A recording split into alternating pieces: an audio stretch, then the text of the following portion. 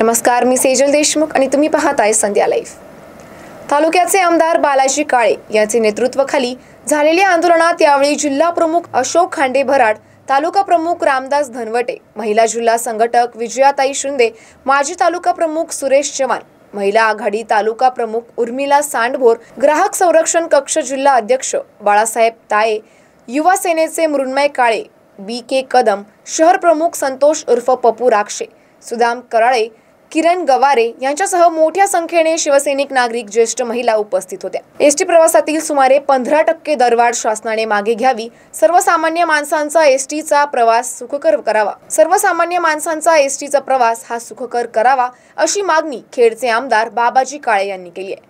यावेळी विजया शिंदे, रामदास धनवटे, अशोक खांडे भराड यांनी मनोगत व्यक्त केले। मागण्यांचे निवेदन खेड पोलीस ठाण्याचे पोलीस निरीक्षक प्रभाकर मोरे यांना देण्यात आले।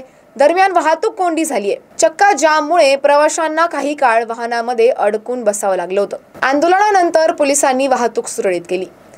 या ठिकाणी 15% भाडेवाढ एसटीला केलेली आहे आणि ही भाडेवाढ खऱ्या अर्थाने सर्वसामान्याला न परवडणारी आहे। मुळातच एसटीची सेवा या महाराष्ट्र राज्यामध्ये सर्वसामान्य ग्रामीण भागामध्ये जाण्यासाठी असते आणि या एसट्यांची अत्यंत मोठ्या प्रमाणामध्ये दुरावस्था आणि प्रशासकीय कारभार, त्याचबरोबर या ठिकाणी एसटी वाहनतळाच्या सुद्धा दुरावस्था आहेत। कोणत्याही स्वरूपाच्या सुखसोयी नसताना सुद्धा या ठिकाणी नव्यानं एसट्या सुद्धा महामंडळाच्या माध्यमातून बस स्थानकांना मिळत नाहीत आणि ग्रामीण भागातील मुलांना, मुलींना, ज्येष्ठांना आणि अनेकांना या ठिकाणी या गोष्टीला सामोरं जावं लागतं आणि तरी सुद्धा या ठिकाणी महामंडळाच्या माध्यमातून राज्य सरकारनं मोठ्या प्रमाणामध्ये 15%ची भाडेवाढ या ठिकाणी केलेली आहे। खऱ्या अर्थानं ही भाडेवाढ पूर्णपणे चुकीची आहे। कोणत्याही स्वरूपाची भाडेवाढ या ठिकाणी सर्वसामान्य जनतेला न परवडणारी आहे। त्यामुळे संपूर्ण महाराष्ट्रामध्ये आदरणीय पक्षप्रमुख उद्धवजी बाळासाहेब ठाकरे यांच्या आदेशानं शिवसेना उद्धव बाळासाहेब ठाकरे हा पक्ष चक्का जाम आंदोलन प्रत्येक तालुक्यामध्ये चालू आहे आणि त्याच माध्यमातून आम्ही सर्व मंडळी या ठिकाणी या तालुक्यातील सर्वसामान्य जनतेचा विचार करून आज या आंदोलनामध्ये सहभागी झालेलो आहोत।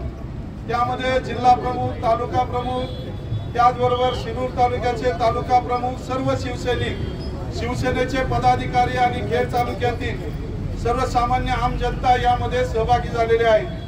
मला शासनाला एवढंच सूचित करायचंय की या तालुक्याचा लोकप्रतिनिधी या नात्यानं आणि शिवसेना पक्षाचा पाईक या नात्यानं खऱ्या अर्थानं ही दरवाढ आपण मागे घ्यावी आणि दरवाढ मागे घेऊन या एसटीचा प्रवास सर्वसामान्यांना या ठिकाणी सुखकर करावा आणि त्या माध्यमातून आपणाला या आंदोलनाच्या माध्यमातून आमच्या एकच भावना आहेत की आपण ही भाडेवाढ मागे घ्यावी आणि सर्वांना न्याय द्यावा, एवढंच या ठिकाणी सांगतो। जय महाराष्ट्र।